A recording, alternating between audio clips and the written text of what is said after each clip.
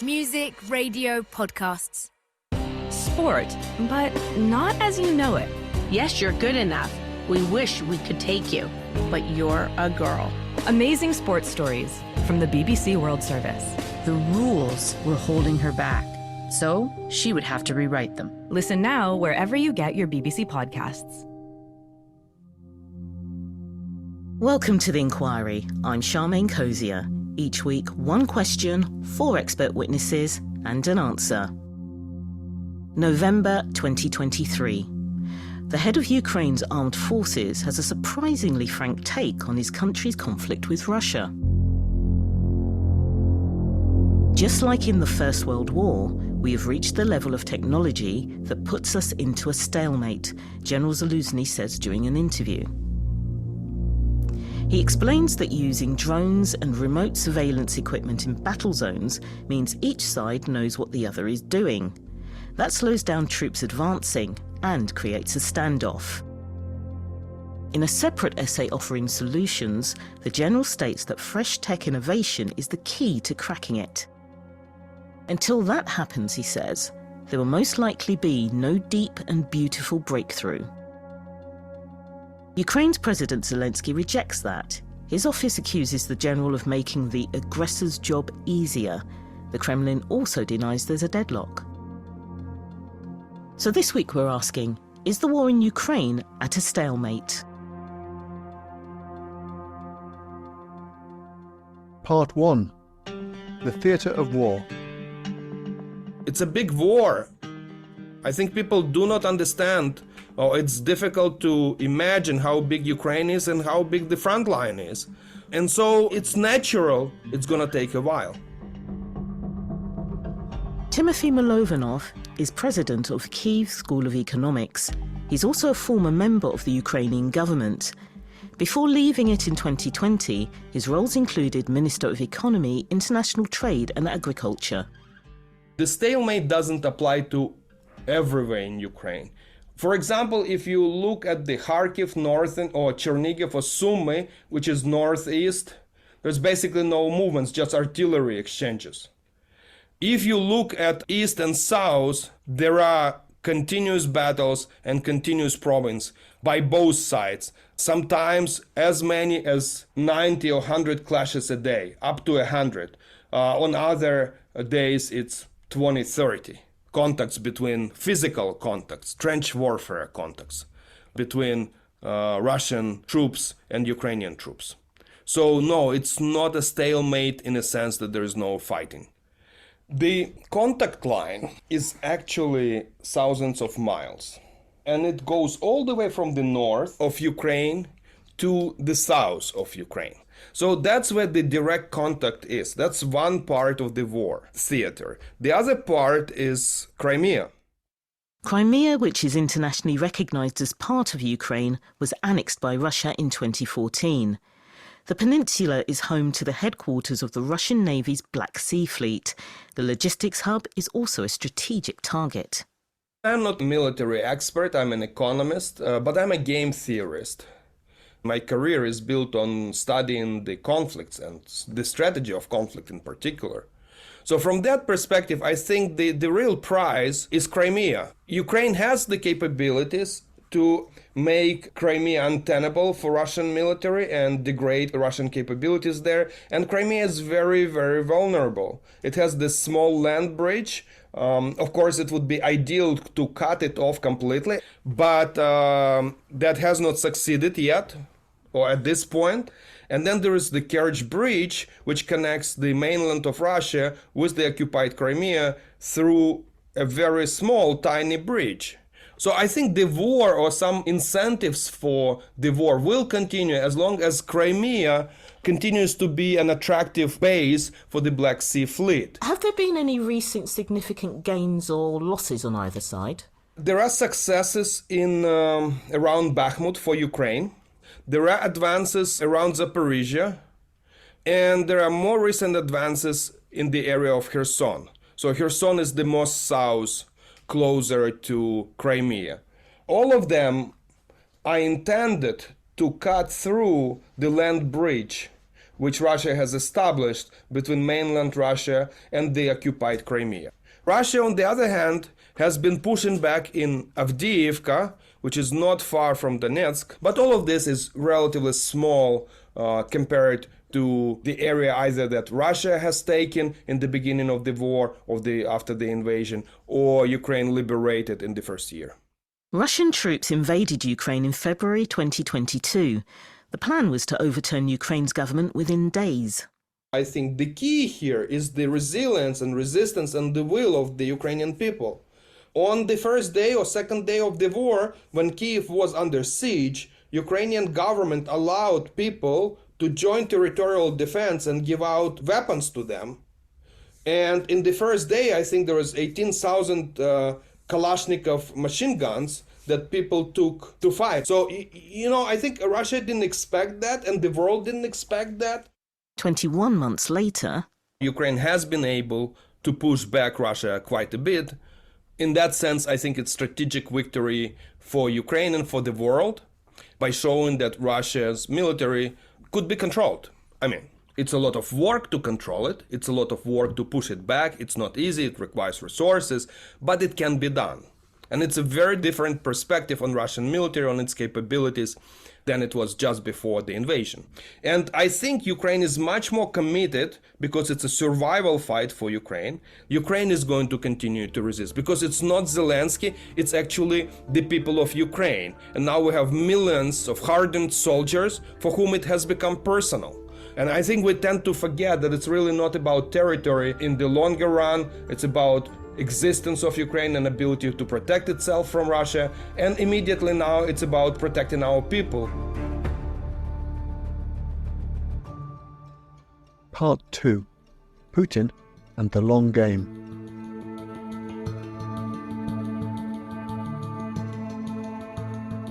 Russia's also working hard, shoring up support to protect its position. There's a lot of diplomatic activity, a lot of visits, a lot of invitations to Moscow to showcase that Russia is not isolated on the international stage and that it still has a lot of partners to work with. Dr. Hannah Notter is director of the Eurasian programme at the James Martin Centre for Non-Proliferation Studies. It focuses on research and training around preventing the spread of nuclear weapons and technologies. She's also Senior Associate with the Europe, Russia and Eurasia programme at the Centre for Strategic and International Studies in Washington. So Putin himself was just recently in Beijing. I believe he was in Tehran last summer in 2022. His foreign minister, Sergei Lavrov, was recently in Pyongyang. The defense minister Shoigu was in Pyongyang in North Korea a few months ago, and also recently in Beijing. Defense Minister Shoigu was also just a few weeks ago in Tehran to attend a military fair and look at weapons systems. And more generally, Russian diplomats are now very active touring what we could call the global south. The Foreign Minister Lavrov has been to the African continent twice. Since last February, he has been to Latin America. There's a group of countries which have aligned themselves with Russia in the war against Ukraine. I like to refer to that camp of countries as the axis of the sanctioned. To this camp belong Iran and North Korea, but also countries like Myanmar or Mali. What Russia is receiving from those countries is important military support. It has received combat drones and other military support from Iran since last summer. More recently, there's concern about North Korea supplying artillery shells to Russia in the wake of Kim Jong-un's recent visit to the Russian Federation. But then even countries like Myanmar, for example, are sending back weapons components to Russia.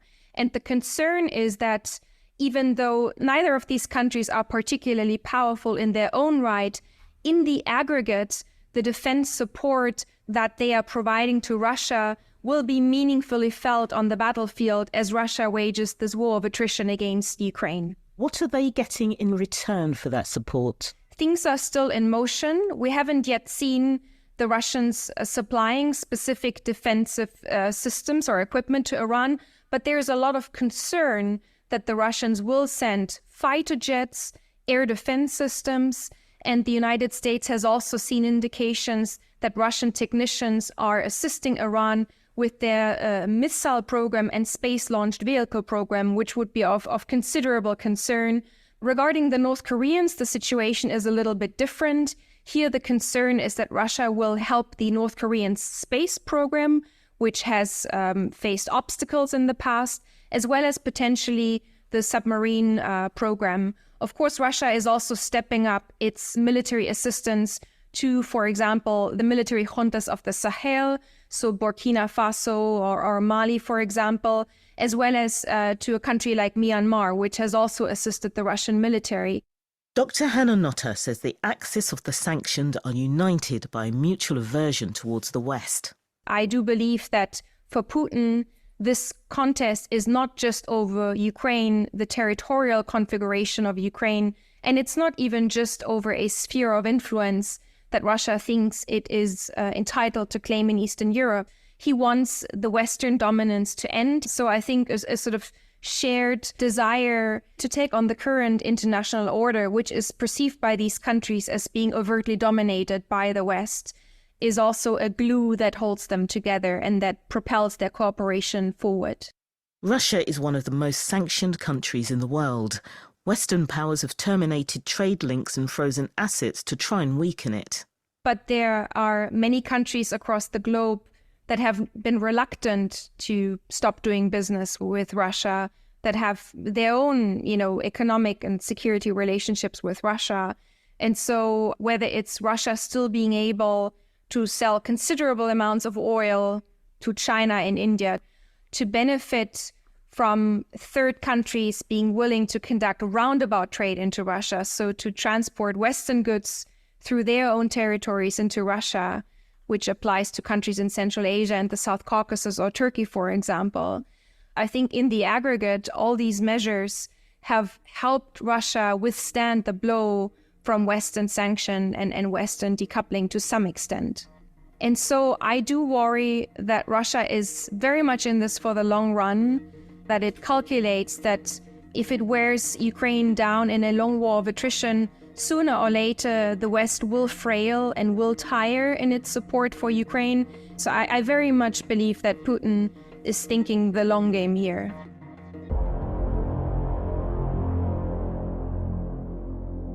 But when it comes to international supporters of Ukraine, are they in it for the long game? Picture the scene. You're 12 years old, a talented ice hockey player, but despite your skill on the rink, you're not allowed to compete at the highest level of the sport. The reason? You're a girl. Amazing Sports Stories from the BBC World Service tells the story of Justine Blaney, the girl who fought to change the rules around mixed-sex ice hockey teams in Ontario, Canada. Listen now by searching for Amazing Sports Stories, wherever you get your BBC podcasts. Part 3. Ukraine's allies.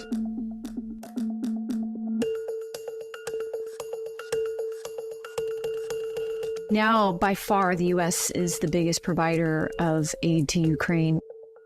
Natasha Lindstedt is a professor of government at the University of Essex in England. The U.S. has provided somewhere around $75 billion in assistance to Ukraine, and this includes humanitarian, financial, and military support. $46 billion of this has been military aid. And part of the reason is that the U.S. has a huge military budget, somewhere around $801 billion. So the U.S. sees itself as the guarantor for security and to try to fight for protecting democracy. However, that guarantee is being tested by a group of US lawmakers. There are many Republicans that don't see Russia as a threat. This is a residue of Trumpism and an impact of Trump's America First policy and his policy of being cozy with Russia. We see a division in Congress like that we've never really seen before. And it's mostly on the Republican side, and it's mostly in the House. US military equipment and training support for Ukraine goes back to 2014, when Russia annexed Crimea. We may see more wrangling about how aid is ever going to get to Ukraine. I think that the aid to Ukraine eventually will come through, but it will come through with conditions. Beyond the US, more than 40 countries provide military support to Ukraine. You have a lot of aid coming from the UK, from France, from Germany, from some of the other European partners, some of the Scandinavian countries like Norway. So it's largely Western European countries that are the big donors. However, a few are reassessing their positions. Many European countries had been very supportive of Ukraine, but we're starting to see some fatigue, and we're also starting to see some countries reverse course, such as in Slovakia under new leadership that is more pro-Russian. You have largely a more pro-Western European leadership in Moldova, but a large part of their population there is wary of continuing to support Ukraine. And I think you could say the same thing in countries like Bulgaria as well. In Poland recently, they had delayed some of the aid to Ukraine over a disagreement that they had with the Ukrainian government. During a media briefing, President Zelensky claimed that the Israel-Gaza war is taking away the focus from Ukraine. There's concerns about the humanitarian crisis unfolding in Gaza and what aid is necessary there as well. So the world has a lot to focus on at the moment, and I think you're starting to see fatigue in focusing on the Ukraine conflict, which at one point all of our energy and all of our focus was on this particular conflict and ensuring that the Ukrainians could fight off the Russians. But I think we're seeing people's attention span focusing elsewhere. Ukraine's biggest donor, the US, can afford to help both, in theory. But there is going to start to be pressure as Israel's seeking things like dome missiles, precision-guided munitions, artillery rounds from the US. And Ukraine's needs are going to amplify over time, where they're going to need munitions, artillery rounds, more sophisticated weapons. I do think it's possible, but there will need to be a strong will and commitment to be able to do both. A lot of these weapons are incredibly expensive. And not only that, they require training as well. They require upkeep. It's not that you just deliver the weapons and then Ukrainians are ready to use them.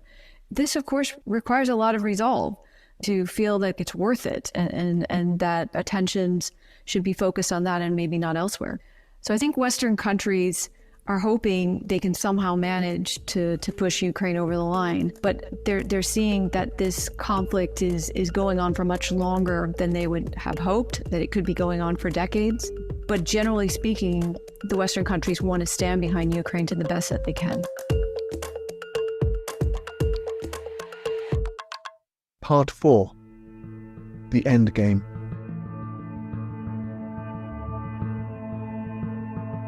We can only have conflict resolution when both sides in the conflict have some interest in this. And I think at the moment neither Russia nor Ukraine does. Mark Katz is a professor of government and politics at the George Mason University Shah School of Policy and Government in Virginia in the US. I think that in Ukraine there's overwhelming support for the conflict. In other words, I don't think there's a big constituency for making concessions to Russia for the sake of peace, because the concessions would be pretty major. And of course, what would be preventing the Russians from just using the time to build up again and to attack later on. I think that's the fear. So what needs to happen to provide a major breakthrough or change the dynamics between Russia and Ukraine and this war? I think basically the one big change that could occur is somehow the fall from power of Vladimir Putin. Because I have a feeling that in Russia's history, what we've seen is that one autocratic leader who replaces another often reverses course that the previous ruler had pursued. Putin is invested in this war. He can't pull back from it. But I have a feeling that even someone from within Putin's system who takes over may take a different point of view. There's no guarantee. But this has been a very costly war for Russia, and I think as it goes on, there are more and more problems for it. And I think that a prudent authoritarian ruler in Russia would like to somehow cut their losses. Ukraine is planning ahead. The European Commission is the executive arm of the European Union. It enforces EU laws and manages policies. At the start of November, its president, Ursula von der Leyen, made a surprise visit to Kyiv to show support. Days later, the Commission recommended that formal talks to join the bloc should begin.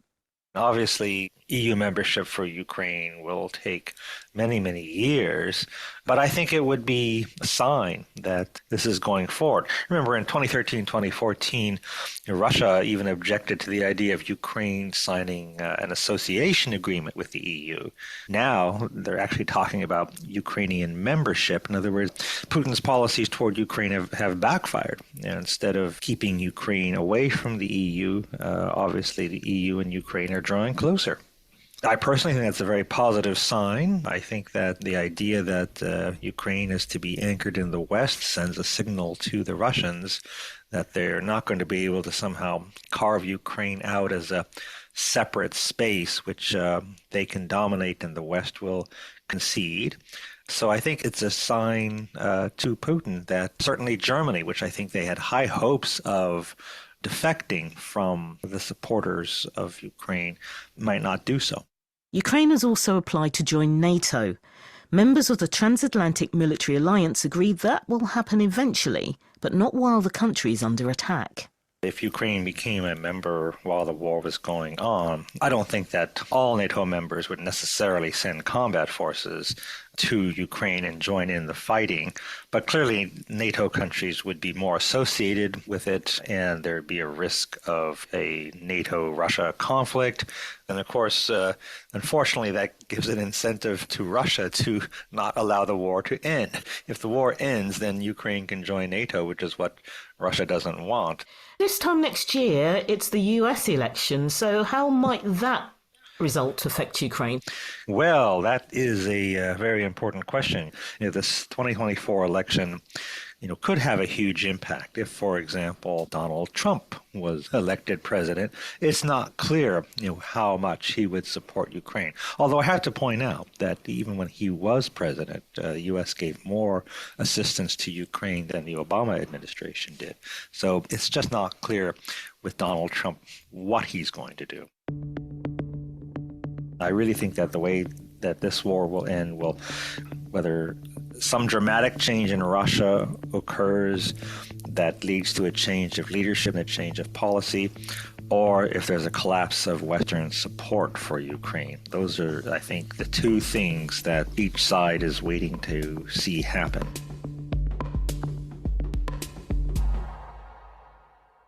So, is the war in Ukraine at a stalemate? There's no doubt that it's prolonged and with no end in sight. Fighting hasn't stopped everywhere, however, progress is slow. As winter approaches, conditions are set to be even more challenging. There are also battles happening in countries thousands of miles away from the conflict, which could shape its future direction. They include some US lawmakers pushing back on military aid for Ukraine, smaller donor countries rethinking their contributions, and Russia reinforcing allies.